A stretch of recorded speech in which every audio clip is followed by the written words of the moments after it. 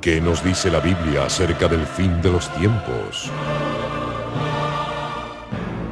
¿Cuándo comenzó el tiempo del fin? ¿Cómo terminará esto?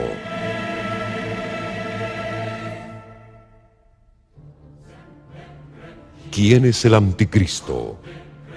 ¿Por qué la iglesia no puede identificarlo?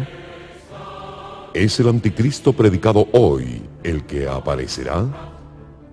¿Se encuentra la iglesia hoy en apostasía y esto no le permite señalar al anticristo histórico? Si este fuera el caso, ¿quiénes son los responsables de este engaño? Aquí hay sabiduría. El que tiene entendimiento, que calcule el número de la bestia, porque el número es el de un hombre, y su número es 666. Te aseguramos que esta serie de estudios te hará pensar diferente. Serie de escatología. Confirmará tu fe en las verdades proféticas de la Biblia. Te invitamos a este fascinante estudio de las profecías de Daniel y el Apocalipsis, presentado por el pastor Vincent Valedón. Y pelearán contra el Cordero, y el Cordero los vencerá, porque Él es el Señor de señores y Rey de reyes.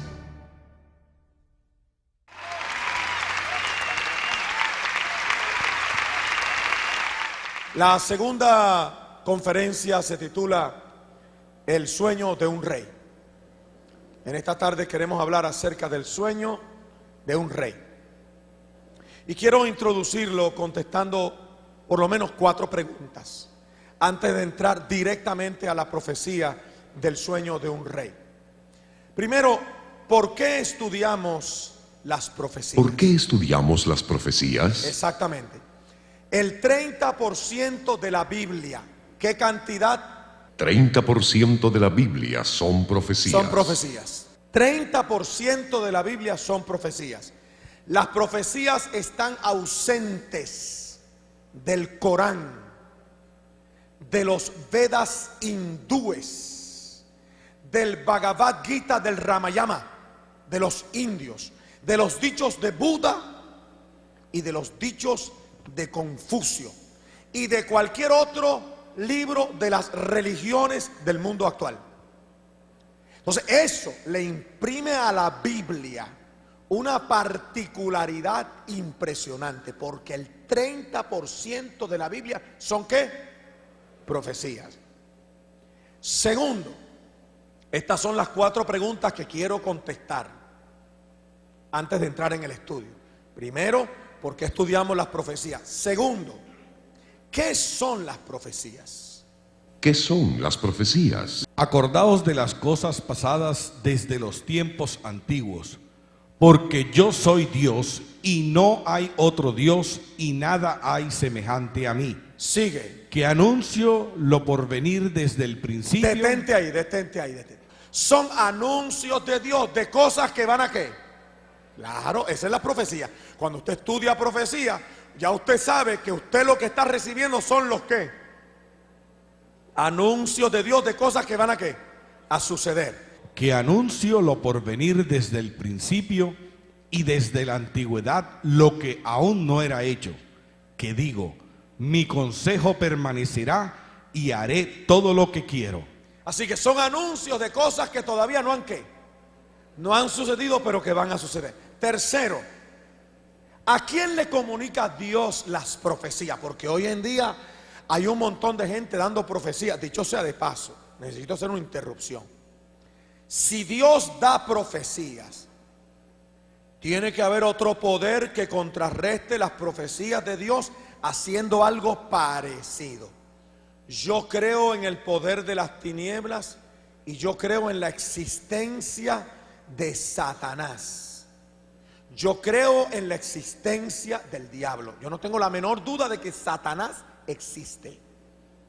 Y él tiene poderes parecidos a los de Dios, para imitar las cosas de Dios. Por lo tanto, si usted no está firmado en la palabra de Dios, usted puede ser víctima y confundido por alguna de esas artimañas del diablo. ¿Está bien?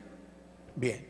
¿A quién le comunica Dios, por ejemplo, las profecías? Porque no hará nada Jehová el Señor sin que revele su secreto a sus siervos los profetas. Espérate. ¿A quién le comunica Dios la profecía? ¿A quién? ¿A los siervos quiénes? Tú sabes, es triste hoy en día cuando tú ves las cosas que pasan y la gente que le cree a los que están comunicando cosas. Bueno, pastor, pero ¿y este asunto de mucho amor? Y este asunto, pastor, de la astrología, ¿será eso de Dios? ¿Podrán los astros dirigir mi vida? Eso lo vamos a ver dentro de un momento porque tiene que ver con la profecía que vamos a estudiar en este día. ¿A quién le comunica Dios la profecía? Porque no hará Dios nada sin que revele su secreto. ¿A quiénes? ¿A sus siervos qué? Así que son siervos de quién? De Dios. Hay siervos de las tinieblas que profetizan también. Ahora, la pregunta es, pastor, ¿cuál es la diferencia entre las profecías que son de las tinieblas, que vienen de Satanás, de lo diabólico, con las profecías de Dios?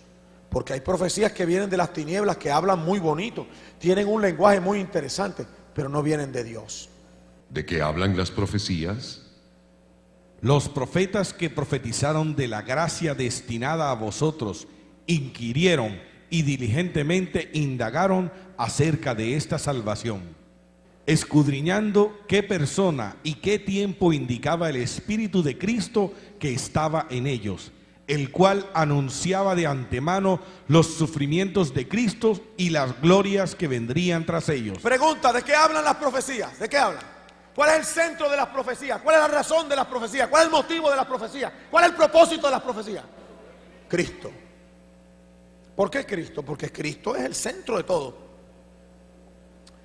¿Usted quiere tener problemas con gente aquí en Barranquilla? Mientras usted hable de Dios, no tiene problemas. Usted puede hablar de Dios y usted no tiene problemas. Pero si usted habla de Cristo, uy. Bueno, yo he hecho esto por experimento nada más. He llegado a ciertos círculos y he empezado a hablar de Dios. No hay problema. Pero una vez que yo defino que mi Dios tiene otro nombre que se llama Cristo, uy, hay un rechazo, una incomodidad.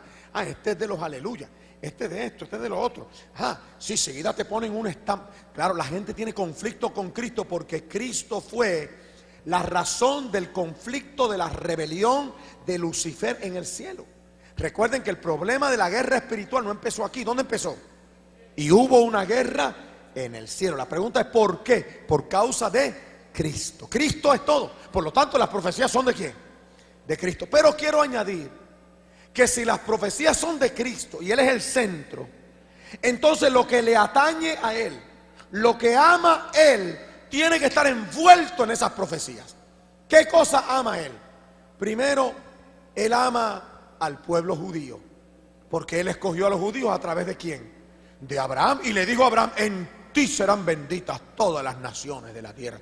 Y Jesús era judío. Segundo, Él ama a los creyentes, su iglesia.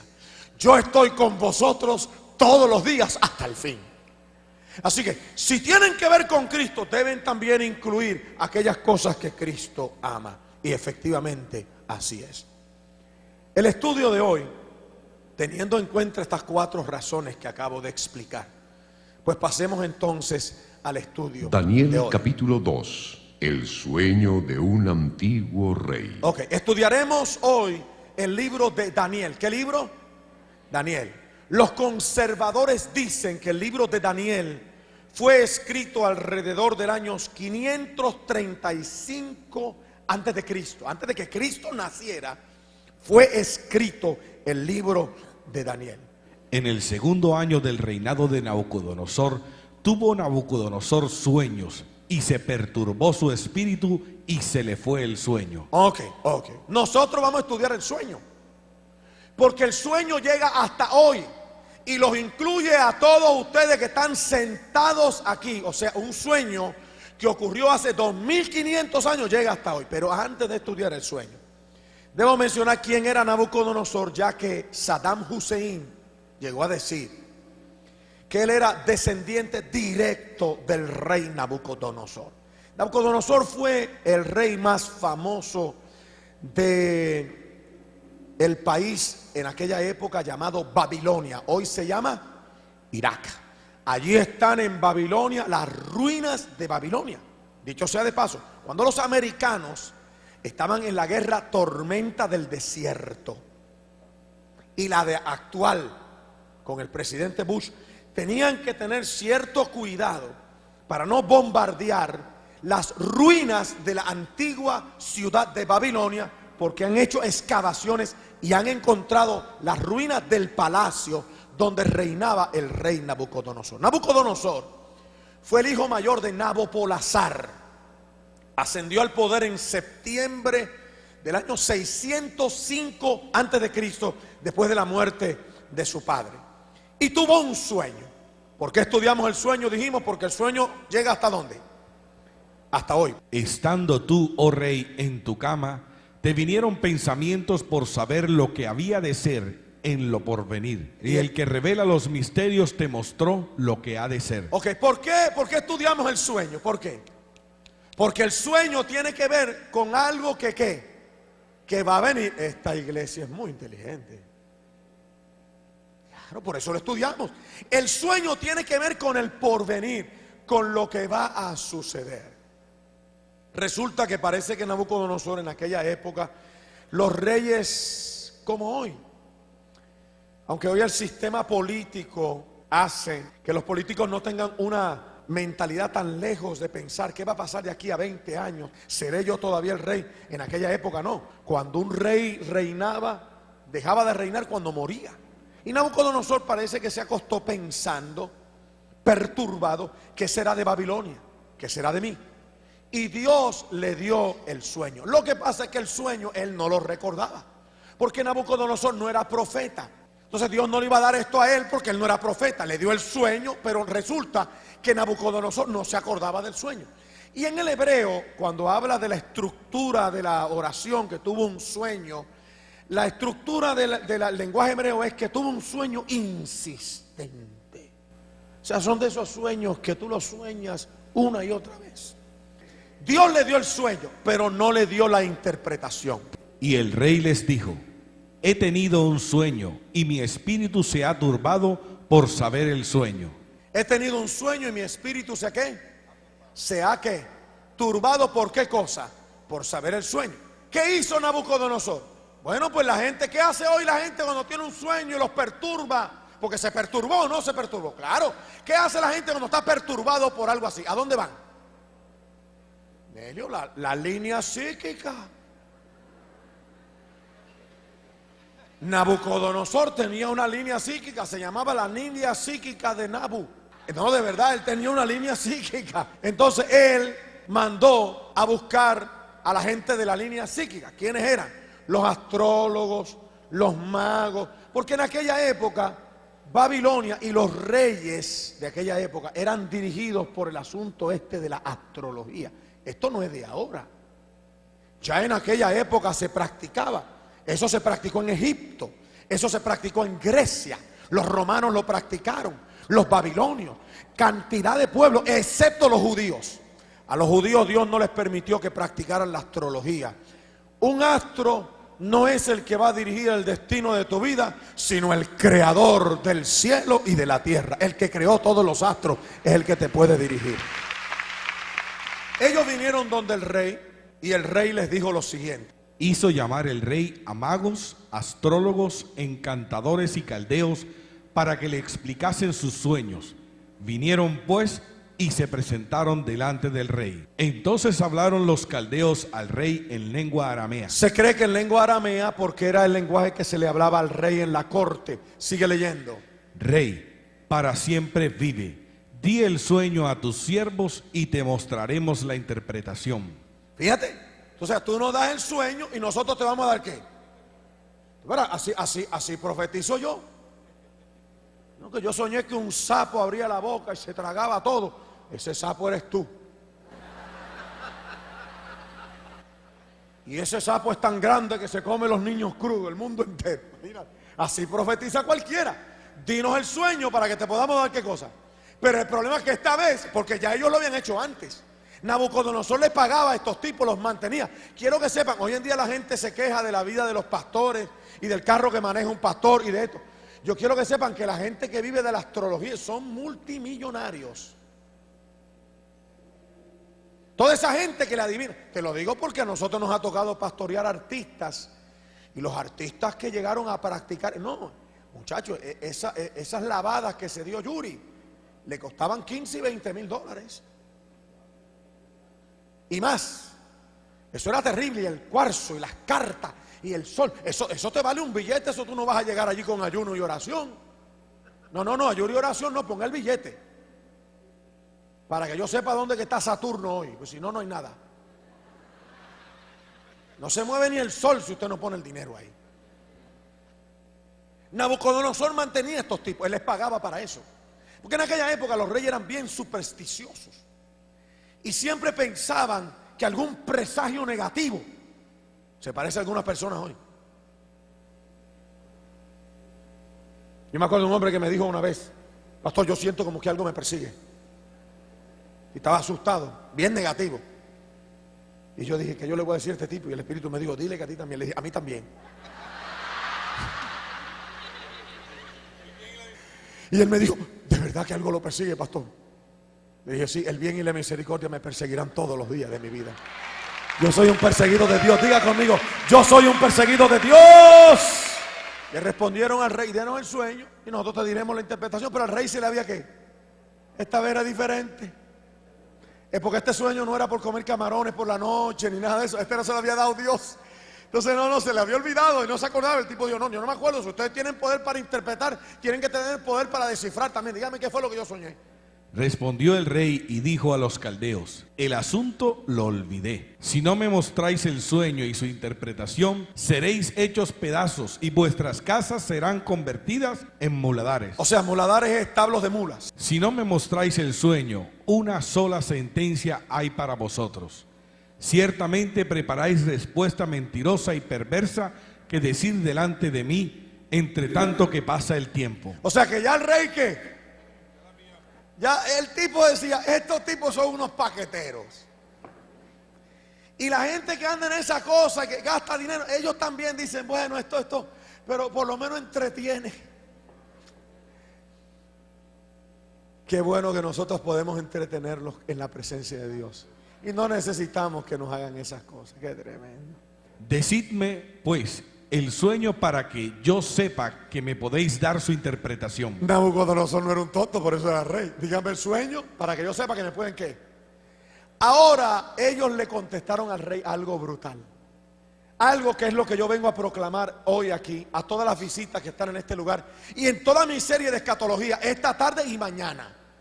Ellos dijeron lo que yo vengo a proclamar aquí. Los caldeos respondieron delante del rey y dijeron, no hay hombre sobre la tierra que pueda declarar sobre el asunto del rey. Oiga eso. Además de esto, ningún rey, príncipe ni señor preguntó cosa semejante a ningún mago, ni astrólogo, ni caldeo. Porque el asunto que el rey demanda es difícil y no hay quien lo pueda declarar al rey, salvo los dioses cuya morada no es con la carne. Gloria a Dios. ¿Quién es el único que puede declarar? Diga conmigo, el que habita allá arriba, solamente Dios. Quiero hacer un pequeño paréntesis. A veces no hago esto en mi serie de escatologías, pero a veces sí. Yo tengo visitas que están aquí. Hay algunas visitas que tal vez hayan practicado o estén practicando esto. ¿Qué dice la Biblia? Voy a hacer un pequeño desvío y regreso.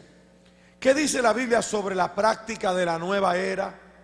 La astrología, la hechicería, la cartomancia, la santería, el espiritismo. Todo eso es lo mismo, pero con nombres diferentes.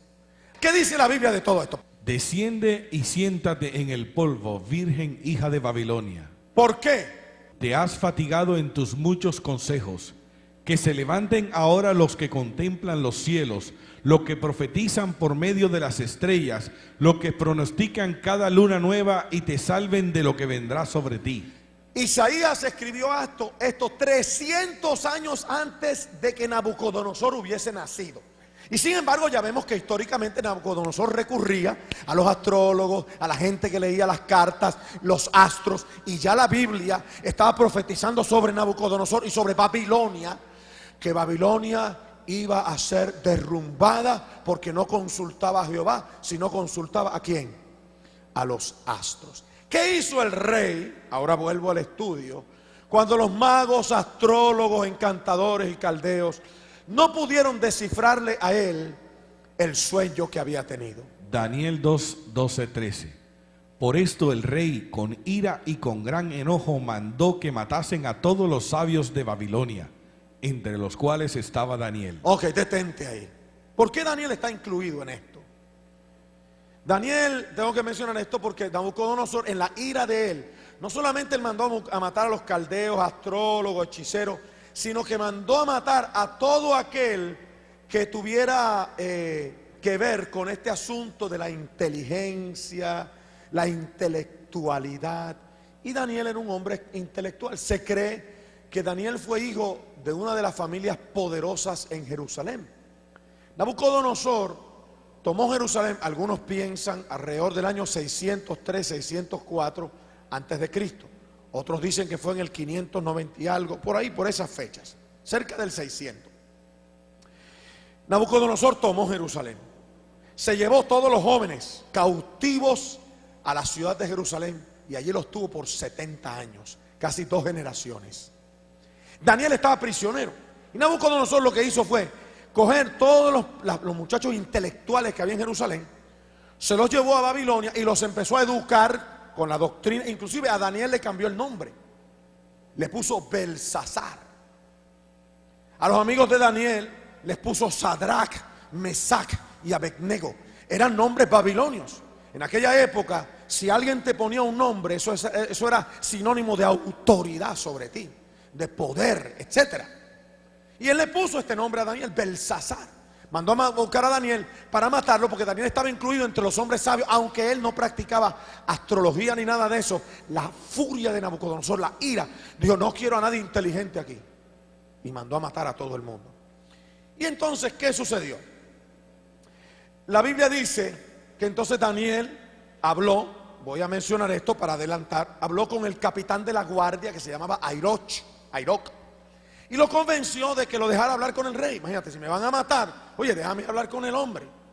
Y Daniel fue donde el rey y le dijo: mira, dame tiempo para orar, y el Dios que yo le sirvo me va a revelar tu sueño y tu interpretación, pero me tienes que dar tiempo para la oración. Qué bueno es sacar tiempo para consultarle a Dios. Qué triste es cuando hacemos las cosas sin oír la voz de Dios. Y quiero dar un consejo porque Dios está trayendo esto a mi conciencia últimamente.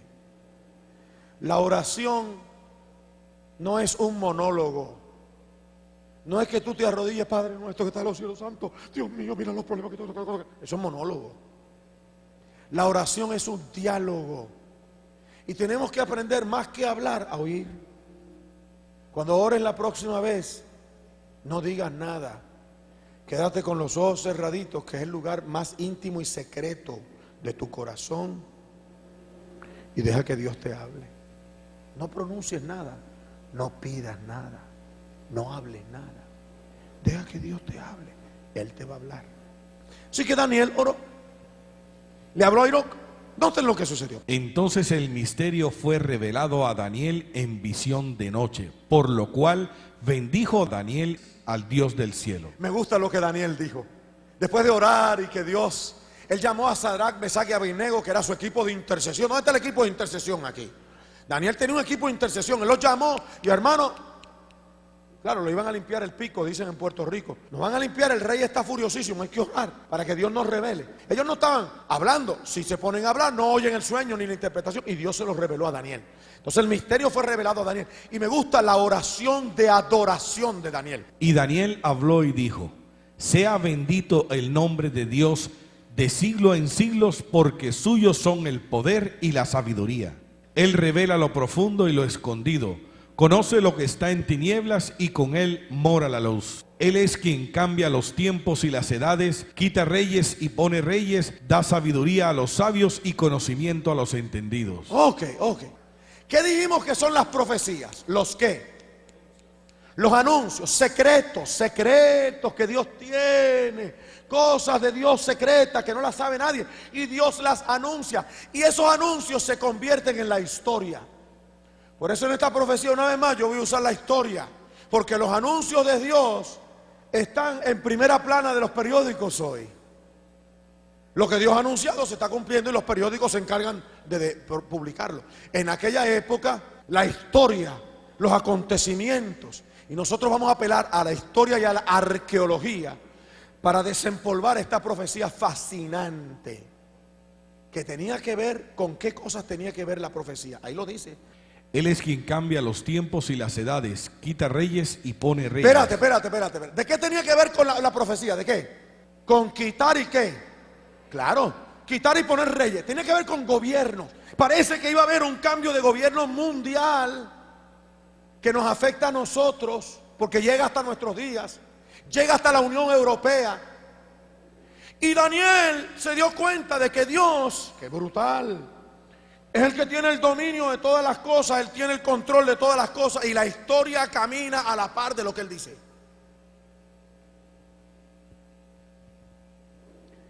El sueño tenía que ver con eso. Y ahora Daniel por fin fue donde el rey Nabucodonosor. Oh, qué glorioso.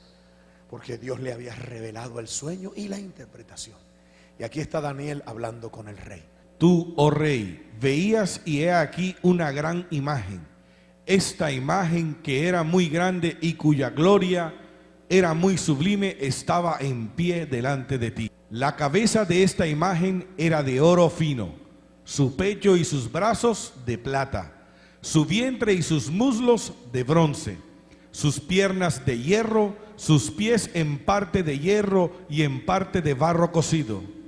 Estabas mirando hasta que una piedra fue cortada, no con una mano, e hirió a la imagen en sus pies de hierro, barro cocido, y los desmenuzó. Esto fue lo que Daniel le dijo al rey Nabucodonosor. Esto fue lo que le habló. Esto fue lo que le dijo. Él vio eso.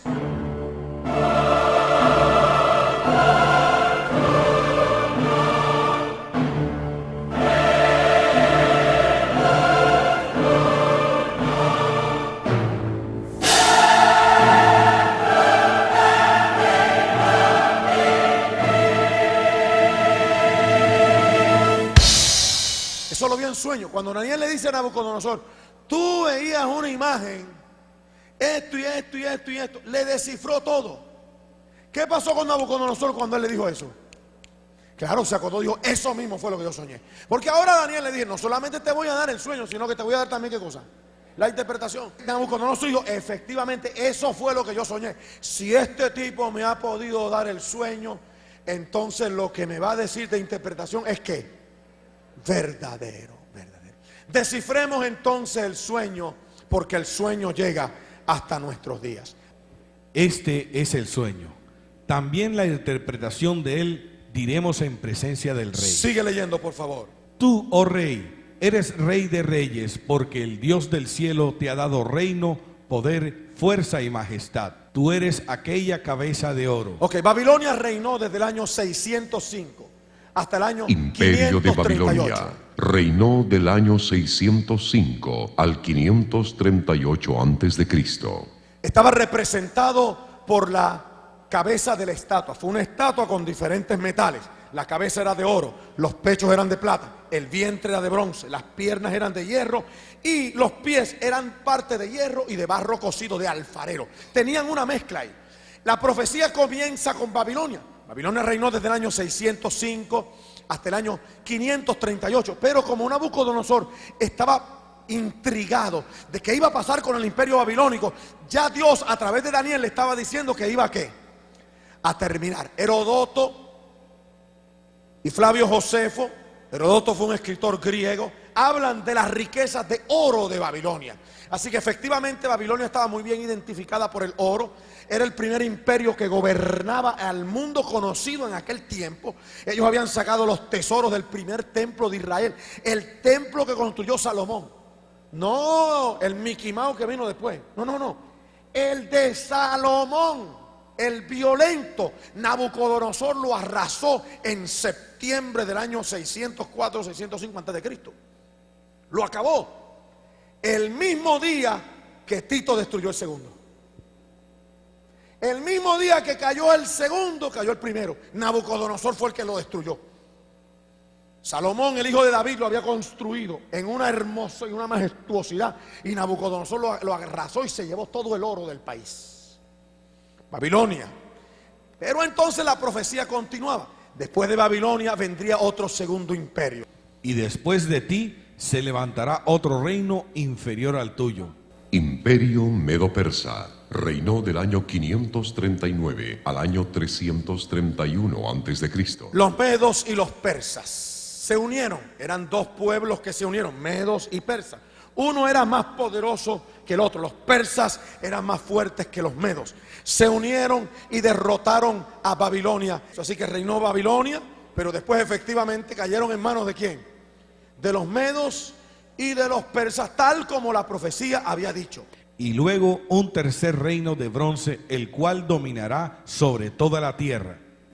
Los griegos reinaron del año 331 al año 168 a.C. Así que efectivamente, tal como venía la profecía, se estaba cumpliendo. Los griegos fueron el primer ejército que utilizó armaduras de bronce, según dice Herodoto, que fue un escritor griego.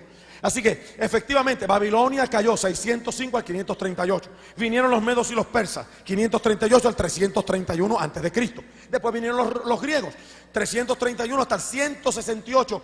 Y todavía nosotros tenemos influencia griega, porque ustedes en las universidades han estudiado a quiénes: Sócrates, Platón.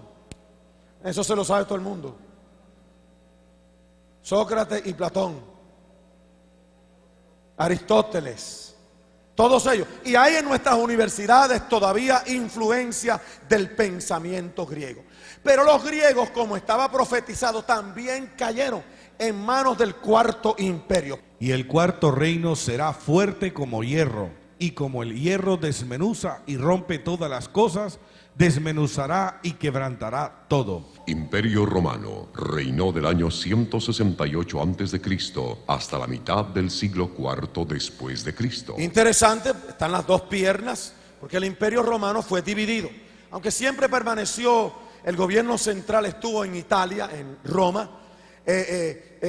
Constantino en el año 325 mudó la capital hacia Istambul, lo que es Istambul hoy, y la llamó Constantinopla.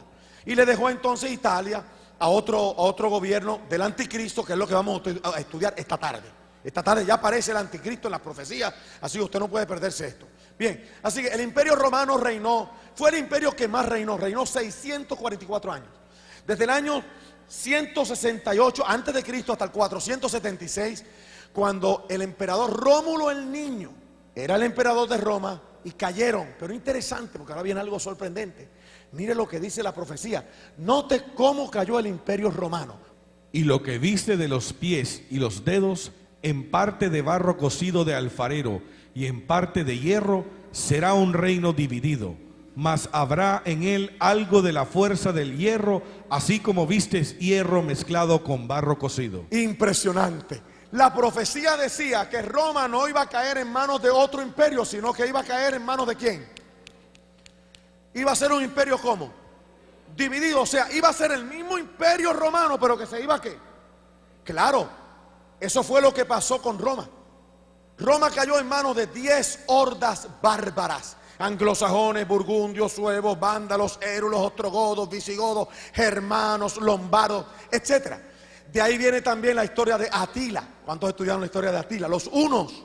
Claro, hay algunos historiadores que no incluyen a Atila en el grupo de los 10 reinos que dividieron el Imperio Romano, porque los hunos no tuvieron un país estable, fueron una horda bárbara que se iba moviendo por Europa y causando estragos al Imperio Romano. Finalmente el Imperio Romano no desapareció, sino que se qué. Qué brutal, qué exacta es la profecía, qué exacta. Roma cayó en manos de 10 hordas bárbaras y Europa se convirtió en algo dividido. Tenía del hierro, porque era, ¿de dónde venía el hierro? Los romanos, pero estaba como frágil, no había unidad en eso. Así quedó. Anglosajones, francos, álanos, lombardos, ostrogodos, burgundios, érulos, visigodos, suevos, vándalos. Hay 3 de ellos que desaparecieron porque el anticristo los eliminó. De eso vamos a hablar esta tarde. Bien, ahí está Europa dividida, cómo quedó en manos de los vándalos. Hay historiadores, es una aclaración. Yo estuve en Roma y le pregunté a una guía turística, ven acá, ¿cómo cayó el Imperio Romano? Inmediatamente me dijo, en manos de 10 hordas bárbaras. No hay duda, hay algunos historiadores que incluyen uno u otro y sustituyen uno que otro nombre. Pero la mayoría de los historiadores está de acuerdo que estas fueron las 10 hordas bárbaras que dividieron el Imperio Romano. Lo interesante es que tal como lo decía la profecía, así se ha cumplido. Pero ¿qué más tiene la profecía? Así como viste el hierro mezclado con barro, se mezclarán por medio de alianzas humanas, pero no se unirán el uno con el otro como el hierro no se mezcla con el barro. Qué tremendo. ¿Se mezclarán por medio de qué? Una pregunta. Eso no es lo que se ha tratado de hacer con Europa siempre. Claro, por ejemplo, se mezclan con simiente humana. Aquí hay un ejemplo de eso. Adelante. Se mezclarán con simiente humana. Rey Federico, reina Diana. Casaban el rey de España con la reina de Francia para unir a qué. Y hubo un momento en Europa, hermanos, que Europa estaba gobernada casi por una misma familia. Las relaciones notables del rey, el Kaiser Guillermo II de Alemania, era hijo del príncipe Wilhelm de Alemania, sobrino del zar Nicolás II de Rusia, tío del rey Eduardo VII de Inglaterra, sobrino del rey Jorge V de Inglaterra, padre del rey Federico III de Prusia, la reina Victoria era la abuela de Inglaterra y el emperador Wilhelm I era el abuelo de Alemania. O sea, hubo un momento que Europa estaba como relacionada, por eso era que se casaban con la familia, la misma familia, pero no había, porque ¿cuál era el intento? ¿Cuál era el intento? Unir. Es que siempre ese ha sido el sueño, unir a Europa. Siempre ha sido el deseo unir a Europa. Muchos trataron de unirla. El Kaiser Guillermo, Napoleón Bonaparte, Hitler. Por eso tú notas, qué tremendo, que en los emblemas de Hitler, todos eran emblemas del Imperio Romano. Él tenía emblemas del Imperio Romano porque el sueño siempre ha sido convertir a Europa en un solo país, como estuvo gobernada por 644 años por el Imperio Romano. Ese ha sido el sueño. Lo han hecho a través de guerras. Napoleón Bonaparte, Hitler, el Kaiser Guillermo, Luis XVI, etcétera, muchos más. Han tratado de unir a Europa, pero no han podido. Pastor, ¿y qué tiene que ver eso con nosotros? Bueno, nada más y nada menos que nosotros estamos ahí. ¿O en qué parte de la estatua tú crees que está? Nosotros estamos ahí.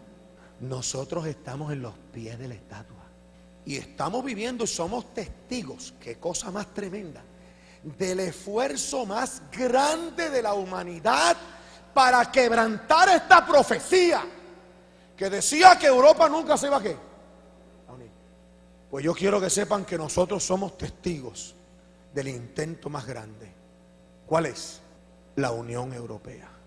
La Unión Europea es el intento más grande de quebrar esta profecía. Yo no estoy diciendo que lo están haciendo para, tú sabes, no, lean Daniel, vamos a irnos en contra de Daniel. No, no es eso.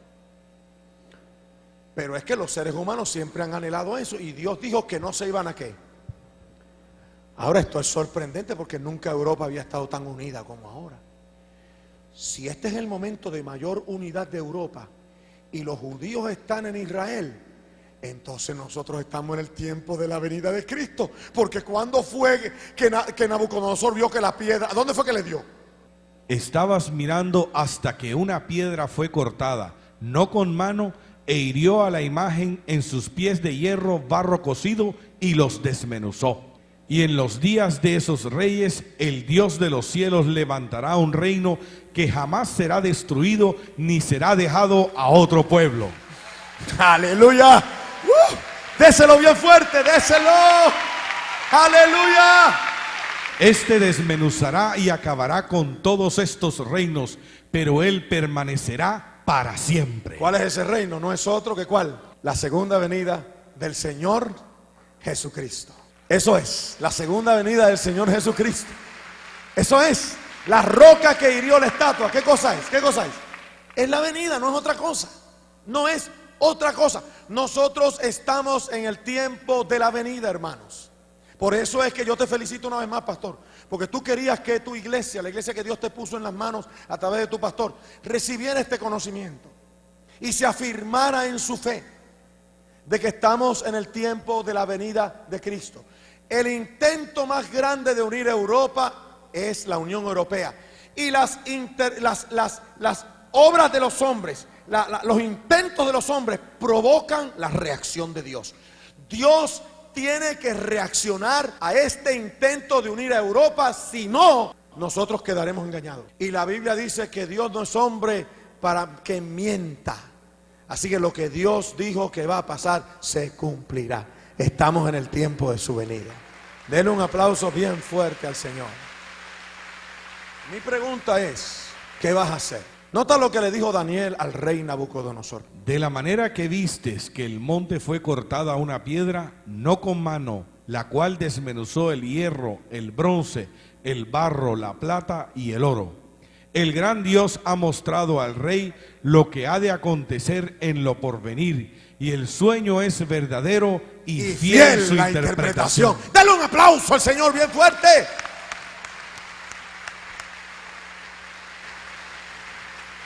Ponte de pie y di conmigo, Él viene y yo lo estoy esperando. Claro. Dios ha cumplido su palabra, hermano. No hay duda de esto. Dios ha cumplido su palabra, no hay duda. El Señor está ya a regresar. Entonces mi pregunta es, ¿quién dirige tu destino? esa es la pregunta, ¿quién lo dirige? ¿En manos de quién tú tienes puesta tu vida? ¿Del gobierno de Colombia? ¿De Uribe? Uribe está haciendo un gran trabajo y yo lo admiro como presidente. Y hay otros presidentes que han tratado de hacer un buen trabajo en este planeta. Hay otros que no han hecho tan buen trabajo. Pero ¿saben qué? No hay hombre que pueda arreglar esta situación en la que nos encontramos. Se arregla en Colombia y se empeora en el mundo.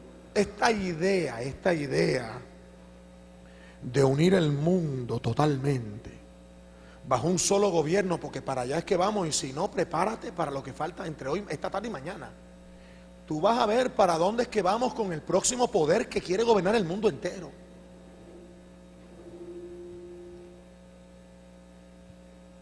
Entonces, esta idea de tener un solo gobierno que gobierne el mundo y todo eso nos ha hecho tan interdependientes que cuando sucede cualquier cosa en algún lugar nos afecta a nosotros aquí.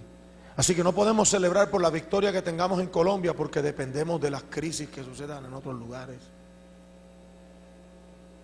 Y ustedes saben que cuando el barril de petróleo sube, los colombianos sufren.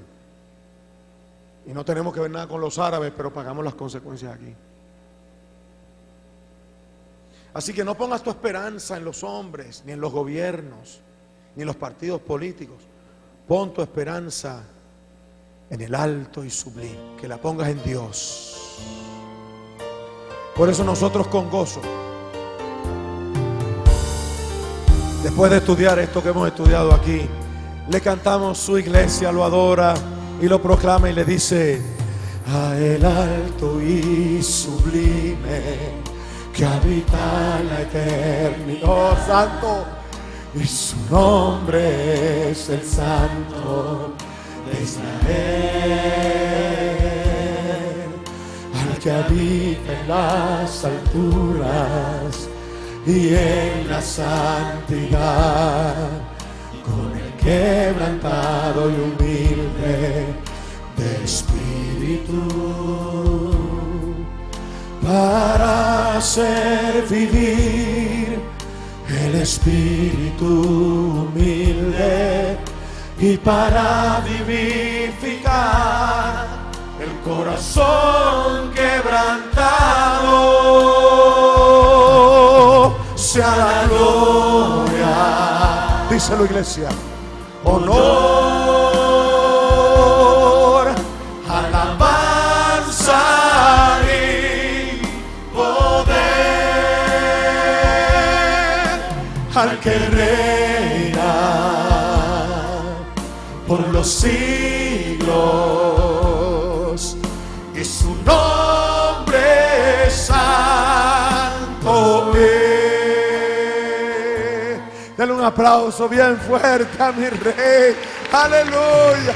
Oh Señor, te exaltamos y te bendecimos y te damos todo honor y toda gloria y te decimos: a el alto y sublime que habita la eternidad, y su nombre es el Santo de Israel, al que habita en las alturas y en la santidad, con el quebrantado y humilde de espíritu, para hacer vivir el espíritu humilde y para vivificar el corazón quebrantado. ¿Qué cosa es, iglesia? Sea la gloria, honor, alabanza y poder al que reina por los siglos, y su nombre es santo es. Sea la gloria, honor, alabanza y poder al que reina por los siglos, y su nombre es santo es, y su nombre es santo es, y su nombre es santo es.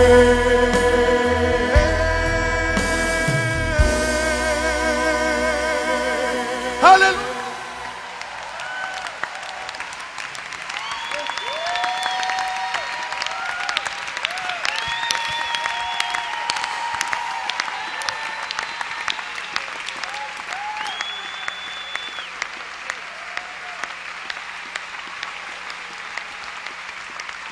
La Biblia dice que Él volverá con gran gloria y majestad. ¿Alguien puede decir amén? Él volverá por su iglesia. Oh, dele gloria esta noche. Como el relámpago que sale en el oriente y va al occidente, así será cuando vuelva el Señor. Como un ladrón que viene en la noche y nadie lo espera, así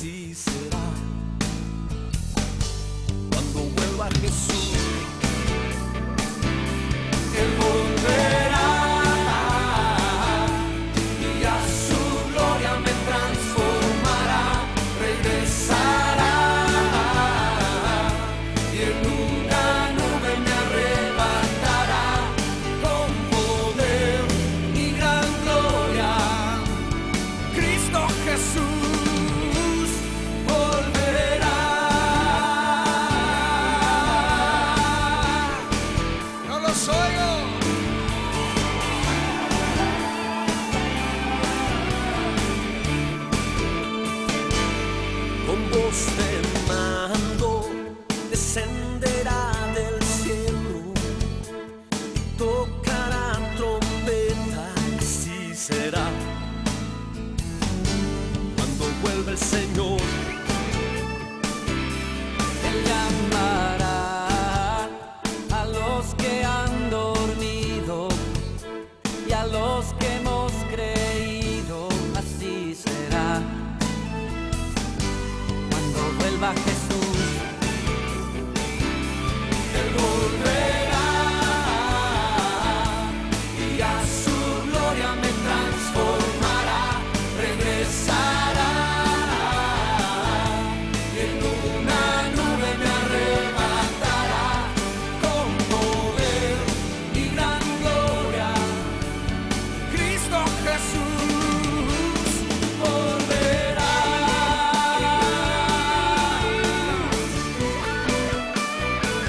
Grita con júbilo.